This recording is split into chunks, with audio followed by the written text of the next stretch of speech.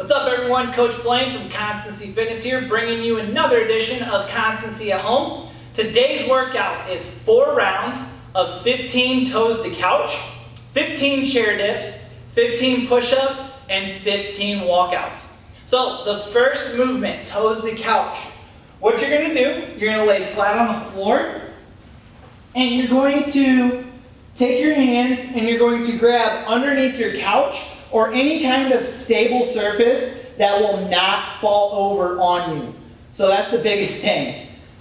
Make sure the surface is super sturdy, super stable, and that it's not gonna fall on you. If you do this on an entertainment center that's kind of wobbly, there's a good chance you could pull your TV down on top of you, pull the whole entertainment center down on top of you, and that would not be good. So a couch is a really great option. Just anything sturdy, please be safe. You can also use dumbbells or any kind of weight like that. So, with that safety issue out of the way, you're gonna grab underneath your couch, you're going to lift your feet up off the floor and bring your toes to the couch.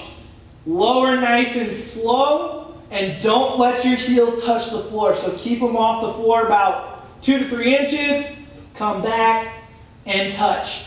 Few ways of doing this. You can keep your legs nice and straight throughout the whole movement, or you can bring your knees to your chest and then rock back and touch your toes to the couch.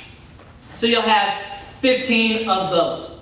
The second movement is 15 chair dips. So what you're gonna do, you're just gonna go ahead and sit down on your chair. You can also use a table for this.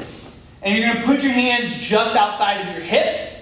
You're gonna walk your feet out to where your back's just gonna slide right down that object. Couple ways of doing this. You can put your feet straight out in front of you, and then you're gonna lower down. If you can lower to the floor, that's fine. If not, you're just gonna lower as deep as you can, and then you're going to extend all the way up at the top. So lower nice and slow, keeping your back close to the surface, and all the way up. You can also walk your feet in to help assist you with that dip. So now when you lower, you're helping yourself with the legs, and then as you extend up, you're also helping with the legs. To make this a little more challenging, if you're able to put another object out in front of you that you can put your feet up on, this will make the dip a lot more challenging, but then all the way down, all the way up. Just imagine I had both feet up on an object. So you got 15 of those chair dips. One thing I want you to think about though when you do these is when you keep your back close to the object, you're putting all that into the tricep, and that's the muscle that we're really trying to target here. If you come too far out this way and go down, that throws a lot of pressure into your shoulders. So we really want to make sure we stay nice and stacked into that tricep, keeping that back nice and close to our object. So 15 of the dips, 15 push-ups. When we think about our push-ups, hands right underneath our shoulders, and when we lower down to the floor, we're gonna keep our elbows nice and pinned in to our sides. We don't wanna flare them out. We wanna keep them pinned in, all the way down, all the way up. We also don't want our hands tracking way out here, right underneath our shoulders. So nice plank position. Nice and active shoulders. We don't want to be droopy. Active, lower all the way down to the floor. Chest to the floor, all the way up. If you have a hard time going all the way down to the floor and you're starting to cheat that depth, what I want you to do is lower to the floor, take your hands off for a split second, and then drive all the way up. This can also be done on the knees. Same rules apply. Elbows pinned in, chest to the floor, all the way up. You can also use your chair or a wall. So hands on that surface, feet back, nice plank position, elbows pinned in, chest all the way to the object, and all the way up. So there's 15 push-ups. If you need more of a challenge, if push-ups are really easy for you, you could do a plyometric push-up where you lower to the floor, you jump and clap with your push-ups.